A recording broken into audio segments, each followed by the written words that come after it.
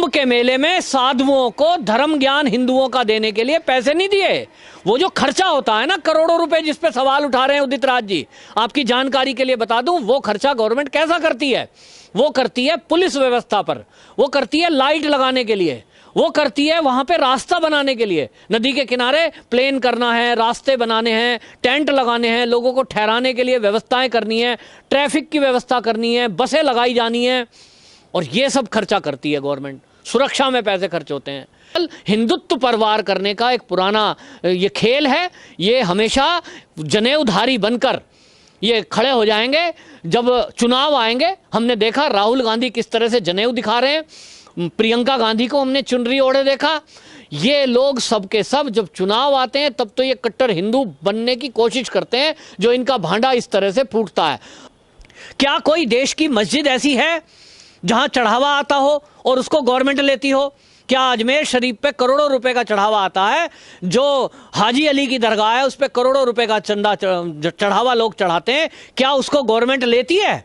70 साल में तो कांग्रेस ने लिया नहीं। तो मंदिरों पे ही सवाल उठाएगी? केवल कुंभ पे सवाल उठाएंगे? केवल ये हिंदुत्व पे सवाल उठाएंगे? नमस्कार, स्वागत है आपका हमारे चैनल पे। हम बात करते हैं आसाम सरकार की। आसाम सरकार ने एक आज नया फरमान जारी किया, एक नया आदेश जारी किया है। आसाम सरकार का आसाम के शिक्षा मंत्रालय का ये कहना है कि जो राज्य में जितने भी मदरसे जो सरकारी खर्चे से चल रहे हैं उन मदरसों को बंद नहीं किया जाएगा, लेकिन उन मदरसों को सरकारी विद्यालयों में तब्दील कर दिया जाएगा। और उसमें जो मदरसों में जो केवल धार्मिक शिक्षा दी जाती थी वो न दे करके उसमें अन्य सब्जेक्ट भी पढ़ाए जाएंगे, जैसे विज्ञान है, गणित है, तमाम जो है लैंग्वेज है, तो ये सब समझाया जैसे कि सरकारी स्कूलों में होता है। तो जब ये सुधारात्मक जो कार्रवाई होती है जहाँ कहीं भी, तो कांग्रेस हमेशा विरोध करती है। कांग्रेस का सुर जो है फिर ये एक विशेष समुदाय को खुश करने के लिए उनके सुर मिलते हैं। तो इसी क्रम में जो कांग्रेस के एक बड़े नेता हैं उदित राज ने फटक से जो है टिप्पणी किया। उसने उनका जवाब था कि जैसे कि अब हरिद्वार में जो कुंभ होने जा रहा है और कुंभ के लिए बड़ी तैयारी चल रही सरकार, क्योंकि वो एक हमारा सांस्कृतिक विरासत है। कुंभ जो है कई वर्षों से, सदियों से चलता आ रहा है, जो हमारे भारतीय संस्कृति का, जो कि जब से जो है उत्पत्ति हुई है, सनातन धर्म की उत्पत्ति हुई होगी, तब से जो है हमारे सनातन धर्म में जो कुंभ का जो स्नान है वो लगातार चलता आ रहा है। तो इसमें जो है सरकारी जो हमारे सरकारें रही हैं पीछे, पहले राजे रजवाड़े रहे हैं, जब से स्वतंत्र हुआ, भारत स्वतंत्र हुआ, उसमें जो है सरकार जो है उसको वहन करती है। तो उसमें उदित राज का कहना है, जो कांग्रेस के नेता हैं, उनका कहना है कि सरकार जो है ये यूपी सरकार को टारगेट किया है कि जो चाहे वो इलाहाबाद का कुंभ हो, चाहे हरिद्वार का कुंभ हो, ये सरकार क्यों वहन करती है। तो हमारे साथ जुड़ रहे हैं राजनीतिक विश्लेषक श्री पवन त्यागी जी। हम पूछते हैं, सर आपका बहुत बहुत स्वागत है आपका हमारे चैनल पे। क्या है सर, जिस तरह से आज जो कांग्रेस के नेता है हमेशा विरोध करते हैं, जब भी कोई सुधारात्मक कार्रवाई होती है देश के अंदर में, विपक्ष का जो है हमेशा सवाल खड़े करती है। तो आपको क्या लगता है कि अब कुंभ पे सवाल उठाने लगे, तो कुंभ पे जो है जो सवाल उठा रहे हैं उसको जनता और आप किस तरह से लेती हैं? देखिए, जब देश आज़ाद हुआ तो देश आज़ाद हुआ धर्म के आधार पर। जो इस्लाम के मानने वाले हैं उन्होंने कहा कि हमें अलग एक देश चाहिए, क्योंकि हमने आज़ादी की लड़ाई में सहभागी रहे हैं हम, और उन्होंने पाक स्थान मांग लिया। जब धर्म के आधार पर उन्होंने एक देश अलग मांग लिया, पाकिस्तान कह दिया कि वो मुसलमानों के लिए है, तो ये जो है हिंदुस्तान, ये तो हिंदुओं के लिए है। या बाकी इसमें जोड़ दो, सिख हो गए, जैन हो गए, पारसी हो गए, क्योंकि मुसलमानों ने तो अपना अलग मांग लिया था। तब फिर वहाँ कुरान पढ़ती है, वहाँ विद्यालयों में जितने भी हैं वहाँ कुरान ही पढ़ते हैं। वहाँ पे सब जो है हदीसें पढ़ाई जाती हैं, वहाँ डिग्रियाँ उस तरह की हैं, क्योंकि वो इस्लामिक देश है। लेकिन भारत का दुर्भाग्य देखिए कि जब इस देश में, देश की आज़ादी के बाद जवाहरलाल नेहरू प्रधानमंत्री पहले बने और उन्होंने शिक्षा विभाग बनाया, तो उन्होंने विशेष सुविधाएं मदरसों को दी। क्यों दी? क्योंकि जब एक पाकिस्तान बन गया, जो जिनको कुरान पढ़ानी है, हदीसें पढ़ानी है, वो वहाँ जाए ना। फिर यहाँ क्यों? एक साजिश के तहत, ताकि मुसलमानों की वोट ले सकें और वो कहें जब भी इलेक्शन आएगा, देखिए हमने तुम्हारे लिए काम किया है। तो मदरसों को सरकारी मदद दी गई, उस मदद से कुरान पढ़ाई जा रही थी। कोई दिक्कत नहीं है, कुरान पढ़ाई जाए, क्योंकि एक धार्मिक ग्रंथ है, धर्म के बारे में जानना हर उस धर्म में जन्मे लोगों का अधिकार है। लेकिन मेरा सवाल यह है कि जब आपने कुरान को पढ़ने के लिए मदरसे खोले और जो खुले हुए थे उनको मदद की, आप देखिए मदरसे में मदद कैसे होती है, एक रूल बना दिया कि 3-4 लोग मिलकर के कोई एक समिति बनाएं और वो समिति बनाकर वो मदरसा खोल लें और बस रजिस्टर कर दें, रजिस्टर करा के सरकार से मदद ले सकते हैं। देश में लाखों मदरसे इस तरह खुलते चले गए, वहाँ उर्दू पढ़ाई जाती है, कुरान पढ़ाई जाती है, हदीस पढ़ाई जाती है, और उसी के पढ़ने वाले जब पढ़ गए उसी को पढ़कर वहाँ वो टीचर बन गए। जब वो टीचर बन गए तो वो तनख्वाह पा रहे हैं, तो पढ़ने वाले वही और पढ़ाने वाले वही, सरकारी टीचर बन गए। और इस कानून को कांग्रेस ने कैसा बनाया कि उस अपॉइंटमेंट में किसी सरकार का दखलंदाजी नहीं रहेगी, पूरी तरह आज़ाद। वो जो लोगों की कमेटी है जो मुसलमान ही हैं, वो कमेटी वाले लोग चुनेंगे कौन टीचर रहेगा कौन नहीं रहेगा, बिल्डिंग कैसी बनेगी, सारा फंड खर्चा उन्हें करना है, किसी को हिसाब किताब नहीं देना है। कोई गवर्नमेंट की निगरानी कोई उस पर है ही नहीं, कंट्रोल सिस्टम। बस केवल गवर्नमेंट का काम इतना है कि अरबों रुपए का फंड हर साल ये मदरसों को देना। मतलब आप और मैं जो नौकरी करते हैं, मैं नौकरी में गाढ़ी कमाई में से जो गवर्नमेंट को टैक्स देता हूं 30%, मेरी बिना इच्छा के उन्होंने वो टैक्स का पैसा मदरसों को चलाने के लिए दिया। ये कांग्रेस ने पिछले 70 साल में किया। मेरा एक सवाल है कि मैं टैक्स दे रहा हूं गवर्नमेंट को सरकारी सुविधाएं देश को मुहैया कराने के लिए, तो भाई इस सरकार ने जो पिछले 70 साल में रही, इस कांग्रेस ने मेरे खर्चे से, मेरे टैक्स देने से, आपने ठीक है मदरसे चलाए, मेरे ही भाई हैं, कोई दिक्कत नहीं है, मुझे प्रॉब्लम नहीं है, मदरसे चलें, उसमें लोग कुरान पढ़ें। लेकिन मेरा कांग्रेस से सवाल है कि 70 साल आपने शासन किया, मेरे जैसे हिंदुओं के टैक्स के पैसे से आपने किन्हीं विद्यालय गुरुकुल में ये सुविधा क्यों नहीं करी कि आप गुरुकुल को भी पैसा दें और वहाँ लोग गीता भी पढ़ें, वहाँ लोग रामायण भी पढ़ें, वहाँ वेद भी पढ़ाए जाएं, ये व्यवस्था क्यों नहीं करी? आप कह रहे हो ये हमारा देश सेकुलर देश है, आपने एक नया शब्द कर दिया है सेकुलर। ठीक है, आपके हिसाब से सेकुलर माने सभी धर्मों का सम्मान, सभी धर्मों को समान मानना। तो आपने माना कहाँ?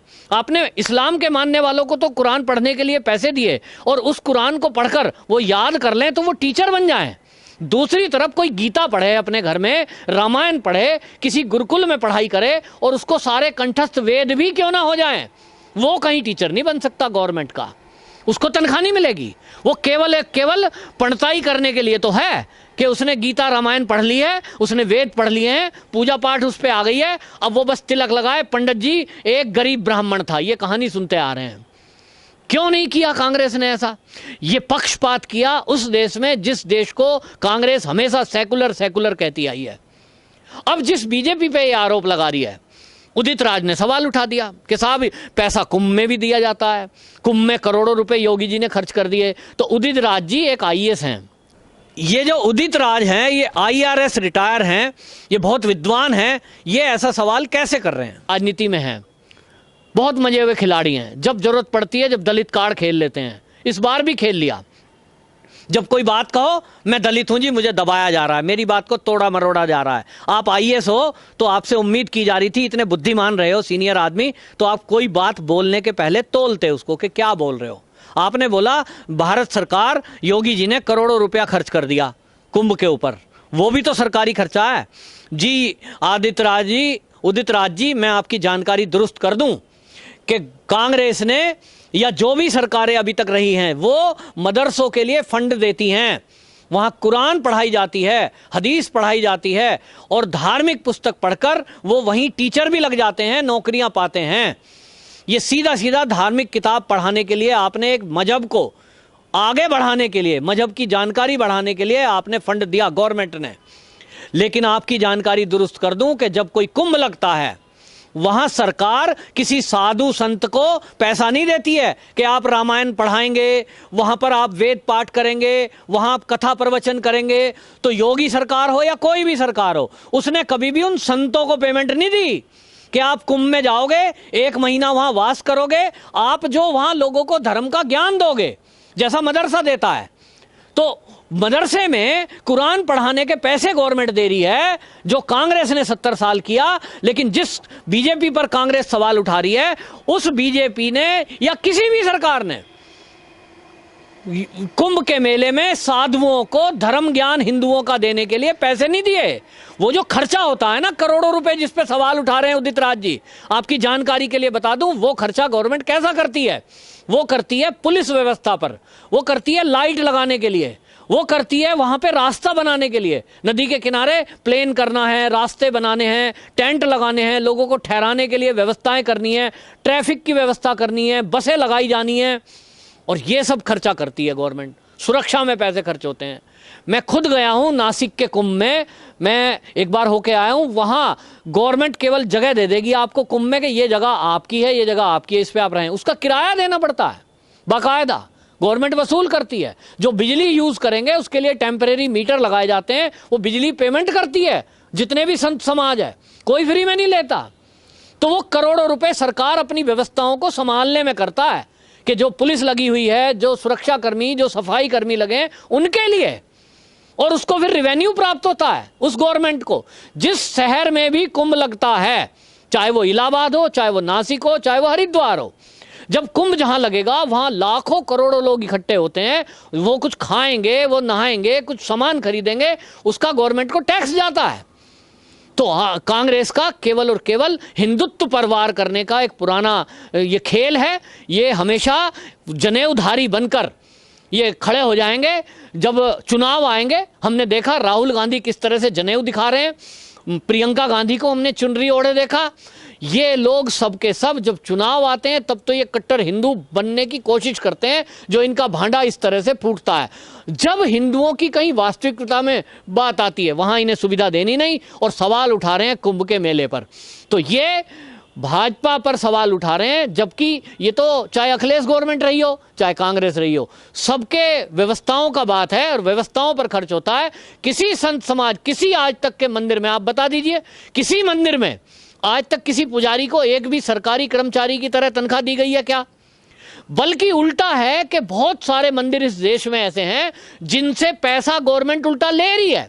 जैसे कि जम्मू कश्मीर का, जम्मू का जो मंदिर है माता वैष्णो का श्राइन बोर्ड, वहां से जो चढ़ावा आता है वो गवर्नमेंट लेती है।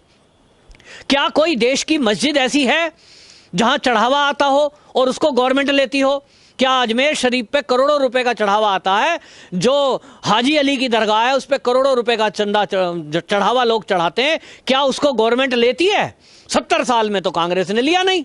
तो मंदिरों पे ही सवाल उठाएगी, केवल कुंभ पे सवाल उठाएंगे, केवल ये हिंदुत्व पे सवाल उठाएंगे। ये कांग्रेस का मोखटा है जो अब जनता के सामने आ चुका है। और जनता वाले, देश वाले समझ लें कि अभी उपचुनाव आ रहा है, बहुत जगह कांग्रेस के कैंडिडेट खड़े होंगे।